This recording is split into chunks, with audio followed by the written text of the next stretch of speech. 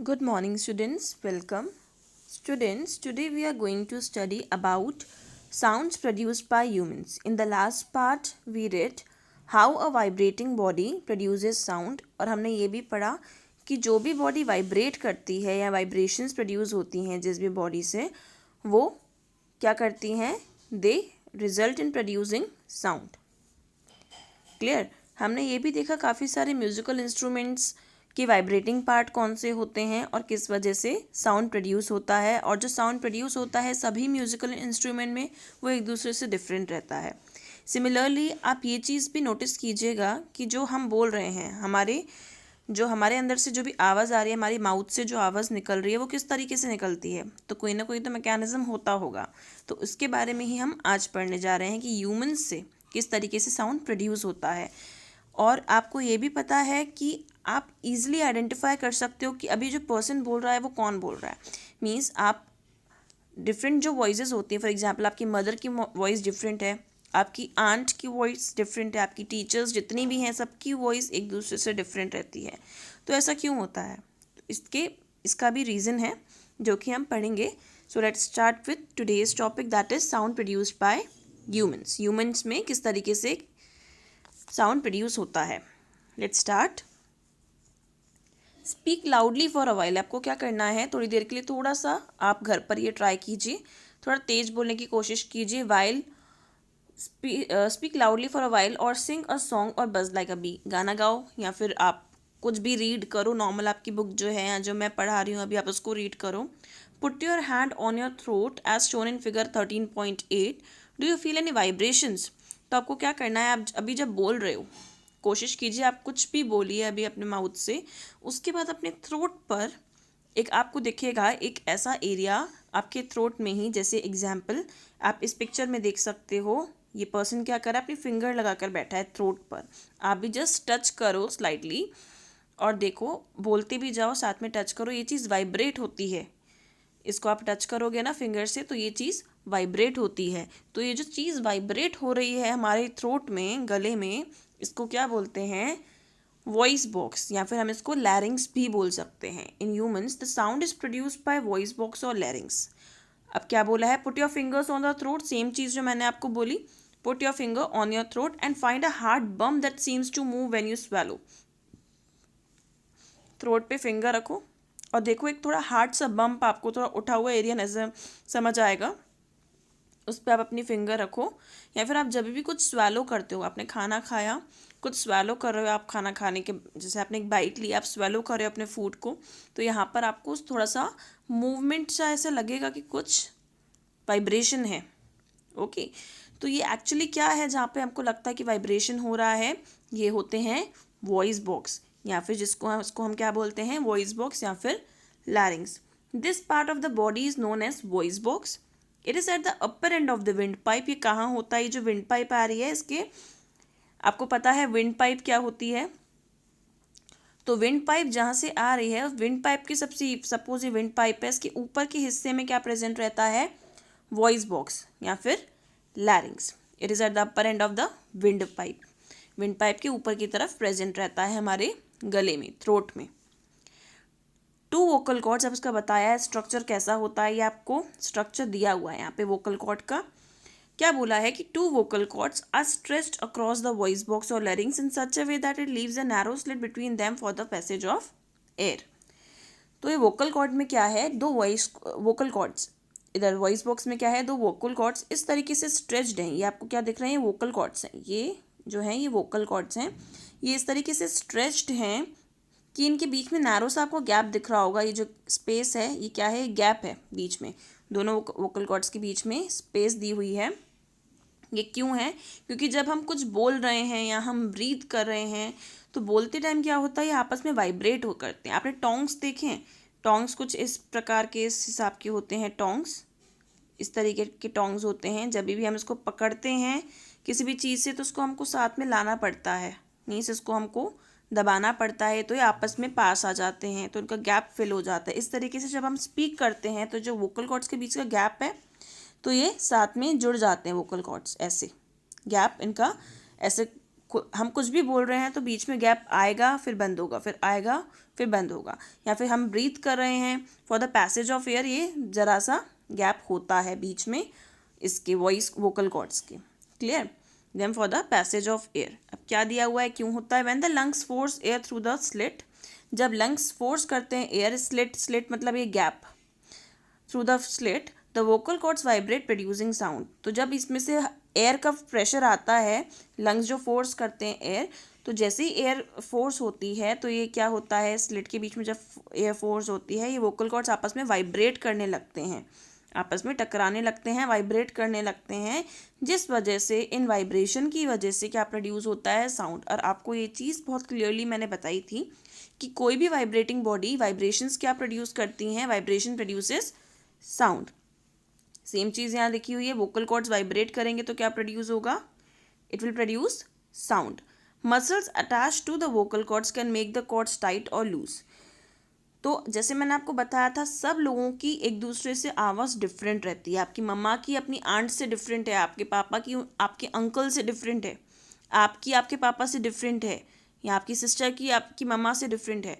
It is because, क्योंकि जो ये वोकल कॉर्ड्स हैं, because the vocal cords can be tight और लूज। इससे क्या मतलब है, मतलब जो लेंथ होती है ना वोकल कॉर्ड की, इसके मतलब जो वोकल कॉर्ड से अटैच रहते हैं मसल्स, वोकल कॉर्ड से क्या अटैच रहते हैं, मसल्स अटैच रहते हैं, जो कि इसको टाइट या लूज बनाते हैं। एक बार आप ये पिक्चर देख लीजिए, यहाँ से आपको समझ आ जाएगा। ये ह्यूमन बॉडी है, ह्यूमन बॉडी के बीच में इधर मतलब कि ये नेक के एरिया में, थ्रोट में क्या प्रेजेंट है, वोकल कॉर्ड। वोकल कॉर्ड का लार्ज इमेज दिया हुआ है यहाँ पे आपको। वोकल कॉर्ड्स के लिए क्या लिखा हुआ है, vocal cords vibrate producing sound. Vocal cords vibrate होते हैं तो साउंड प्रोड्यूस होता है, आप देख पा रहे हो। इससे क्या है, ये मसल्स अटैच्ड हैं, ये मसल्स अटैच्ड हैं। तो ये जो मसल्स होते हैं किसी में कैसे हो सकते हैं, थिक एंड लूज हो सकते हैं, किसी में टाइट एंड थिन हो सकते हैं। Just for example in this way you can see this, किसी में ये कैसे हो सकते हैं, थिन मतलब पतले, देखिए पतले हैं इधर, ओके। किसी में कैसे हो सकते हैं, थिक या थिन हो सकते हैं, थिक एंड थिन हो सकते हैं। किसी में लूज एंड टाइट हो सकते हैं, जैसे इसमें आप देख सकते हो लूज एंड टाइट है, ये लूज है, इसके बीच का स्पेस जैसा है लूज है, बट कैसा है, थिक है। In this manner it can be, देखिए यहाँ पर, जस्ट अ सेकेंड, इस वाले में आप देख सकते हो ये थिक है मतलब टाइट है, थिन एंड टाइट है, एक दूसरे से टाइटली पैक्ड है, ओके। थिन है, थिन मतलब पतले हैं, देखिए इसका जो लेंथ है ये पतला है, वेरेस ये जो सेकंड वाला है ये क्या है, थिक है मतलब मोटे हैं, और लूज भी हैं, एक दूसरे से दूर दूर भी हैं। तो ये किस वजह से होता है, ये क्या है, ये मसल्स हैं जो कि वोकल कॉर्ड से अटैच रहती हैं, मसल्स अटैच रहती हैं वोकल कॉर्ड से। वोकल कॉर्ड में आपको बता चुकी हूँ, तो वोकल कॉर्ड से क्या अटैच रहती हैं, मसल्स अटैच रहती हैं, जिसकी वजह से एक दूसरे की जो हमारी वॉइस होती है एक दूसरे से डिफरेंट होती है, डिफरेंट टाइप्स ऑफ वॉइस होती है सबकी, सबका साउंड डिफरेंट आता है। It is because of the muscles which are attach to the vocal cords make the voice different from each other. Clear? So हम यहाँ थे, let's read it again. When the vocal cords are tight and thin, the type of quality of voice is different. जब vocal cords tight और thin होते हैं, जैसे मैंने आपको दिखाया एक पिक्चर में कैसे थे वोकल कॉर्ड्स, टाइट और थिन थे, और दूसरी पिक्चर में ही कैसे थे, लूज और थिक थे, ढीले और थिक मतलब कि मोटे थे। तो उनकी जो वॉइस क्वालिटी होती है वो डिफरेंट होती है, वेरेज जिनके vocal cords thick and thin होते हैं उनकी वॉइस क्वालिटी डिफरेंट रहती है। Clear? From that when they are loose and thick, let us see how the vocal cords function। Vocal cords काम किस तरीके से करते हैं, आपको एक एग्जाम्पल बता दिया गया है नीचे एक्टिविटी के थ्रू। जस्ट एक एक्टिविटी बताई गई है 13.6। Let's read this. Take 2 rubber strips. आप 2 रबर की स्ट्रिप्स ले लो, या फिर आप रबर बैंड ले लीजिए। चलिए, उसमें रबर बैंड ऐसा होता है, इसको स्ट्रेच कर लीजिए रबर बैंड को। तो 2 रबर स्ट्रिप्स ले लीजिए आप, सेम साइज़ की होनी चाहिए rubber strips. Place these 2 pieces one above the other and stretch them।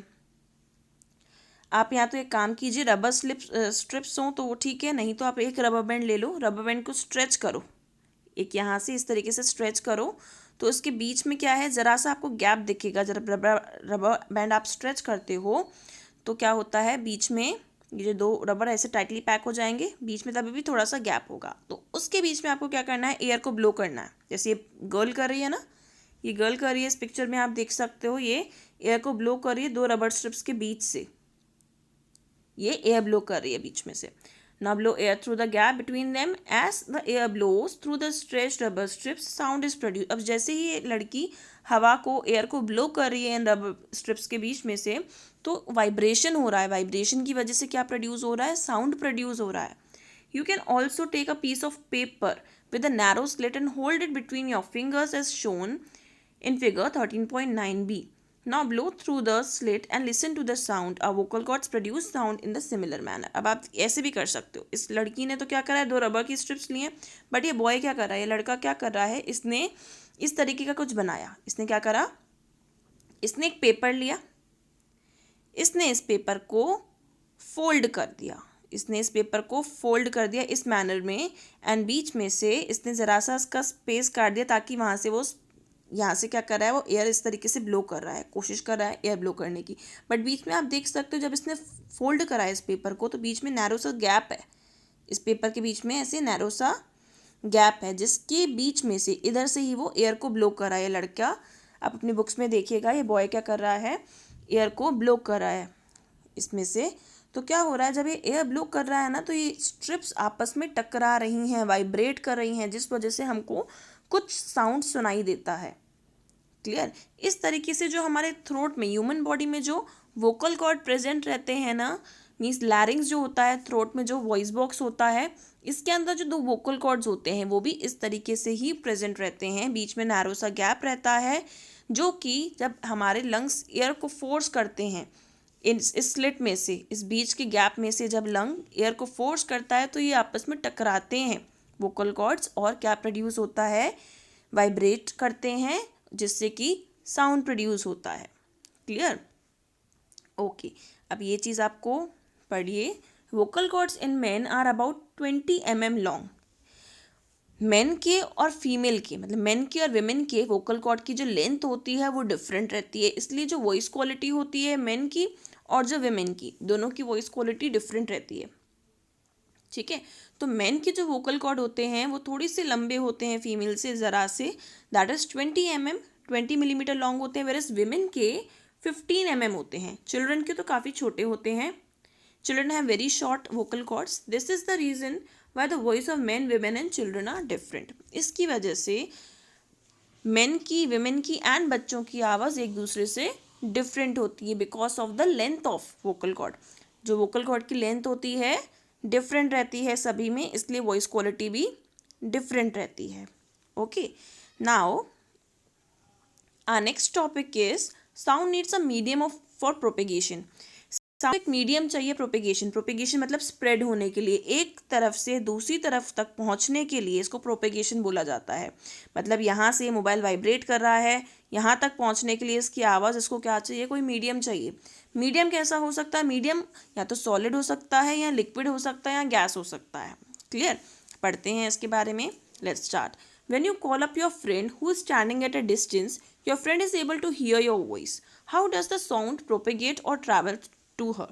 तो आप क्या है, जब आपका फ्रेंड आपसे थोड़ी दूरी पे खड़ा हुआ है, या आपकी मम्मा या पापा, आंट, कोई भी आपका रिलेटिव आपसे थोड़ी दूरी पे खड़ा है, आप उसको बुलाना चाह रहे हो, आप यहाँ से आवाज़ लगा रहे हो, आवाज़ उस तक पहुँच रही है, he can hear the voice, he और she can hear the voice. ऐसा कैसे होता है कि आवाज़ आप यहाँ से लगा रहे हो, तो आपकी आवाज़ जो है, साउंड जो है, ट्रैवल होकर, प्रोपेगेट होकर उस पर्सन तक के ईयर्स तक कैसे पहुँच पा रहा है।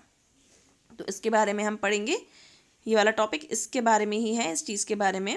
Let's read activity 13.7। अब इस एक्टिविटी में जैसे आपको दिख रहा है, एक ग्लास टम्बलर ले लिया है, एक कांच का ग्लास ले लिया है, इसके अंदर मोबाइल डाल दिया है, फ़ोन डाल दिया है। Let's read. Take a metal और glass tumbler.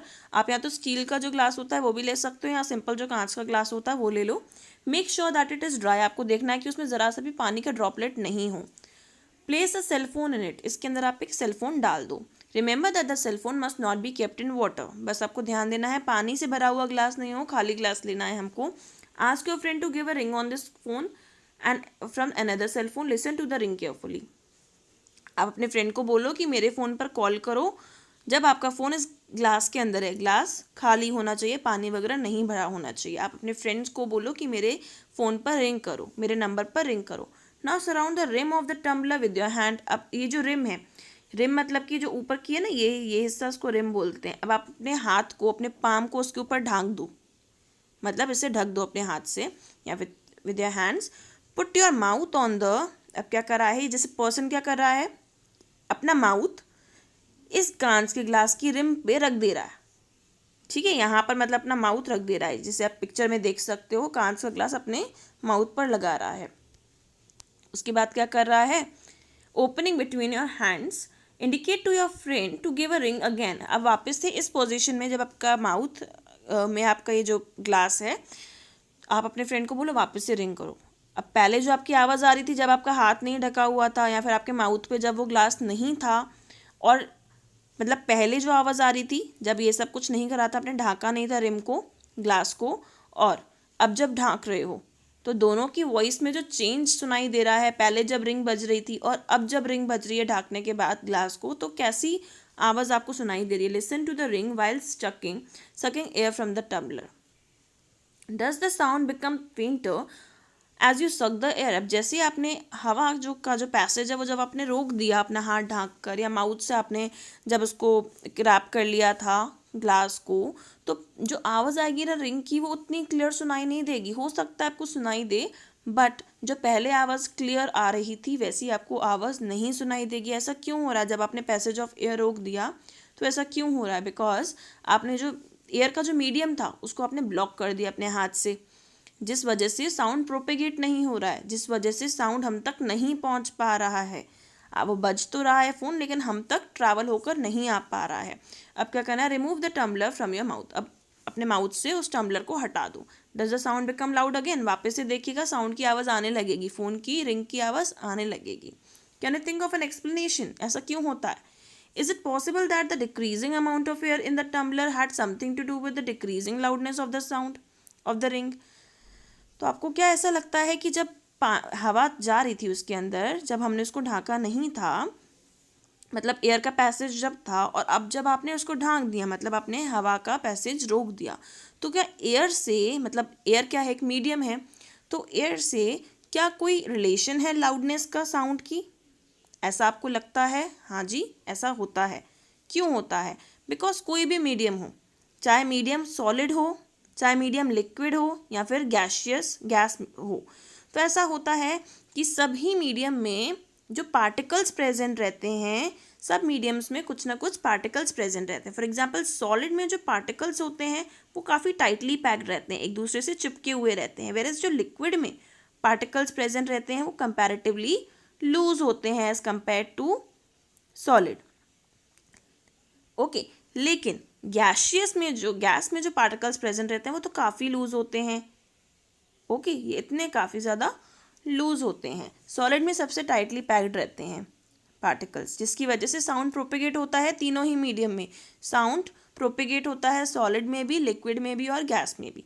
Indeed if you had been able to suck all the air in the tumbler you will not listen any sound. अगर आप पूरी ही एयर को सक कर लोगे ना अपने माउथ से, उस टम्बलर के, अपने ग्लास अपने माउथ पर रखा और उस अपने माउथ से पूरी हवा जो एयर है अपने माउथ में सक कर ली टम्बलर की, तो आपको कोई भी आवाज़ सुनाई देगी नहीं, भले फ़ोन बजे तो भी नहीं सुनाई देगी।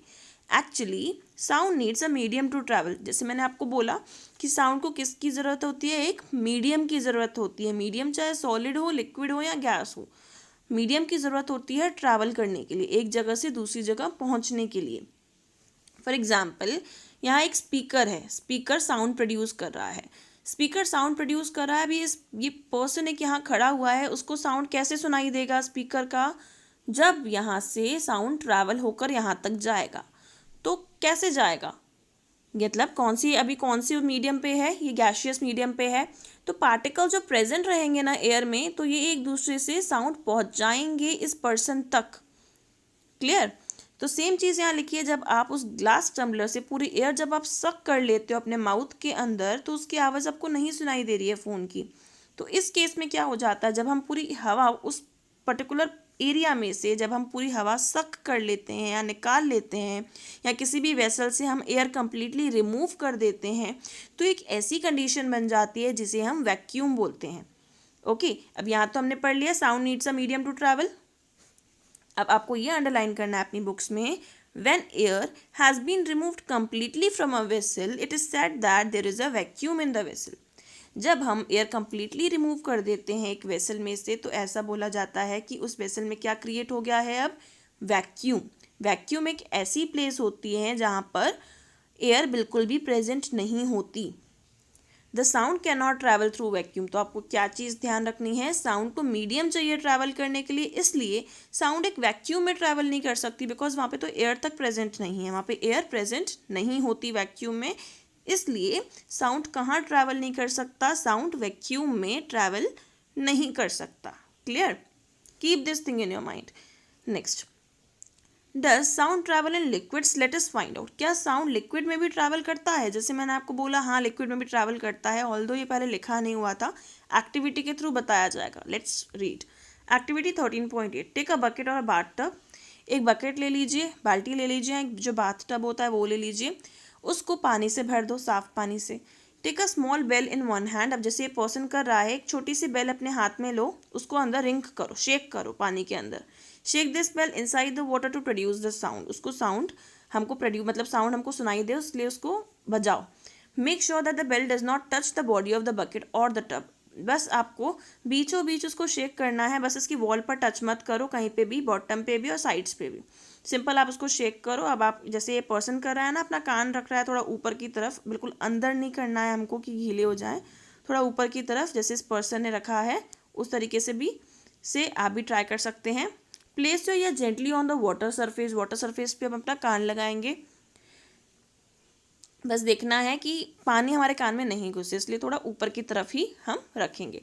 Can you hear the sound of the bell, does it indicate that sound can travel in liquids. Obviously जब आप उस घंटी को मतलब उस जो आपकी ये बेल है, जब आप पानी के अंदर उसको शेक करते हो तो वो रिंग जो वाइब्रेट करती है वो साउंड प्रोड्यूस करती है, बेल की हमको आवाज़ सुनाई देती है। जब आप पानी में भी अपना थोड़ा सा सरफेस, जो पानी का ऊपर का जो सरफेस होता है उधर थोड़ा अपना कान लगा कर सुनोगे तो आपको आवाज़ सुनाई देगी। इससे हमको क्या पता कि साउंड, पता चला साउंड लिक्विड में भी ट्रैवल करता है।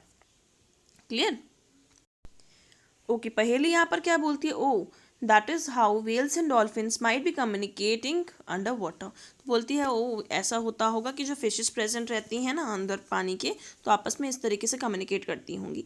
Let us find out if sound can travel through solids also. अब देखते हैं कि सॉलिड्स में भी साउंड ट्रैवल होता है क्या, एक्टिविटी 13.9 के थ्रू। आपको क्या करना है, मीटर स्केल लेनी है, लॉन्ग मेटल रॉड की हो सकती है, hold it with its one end to your year.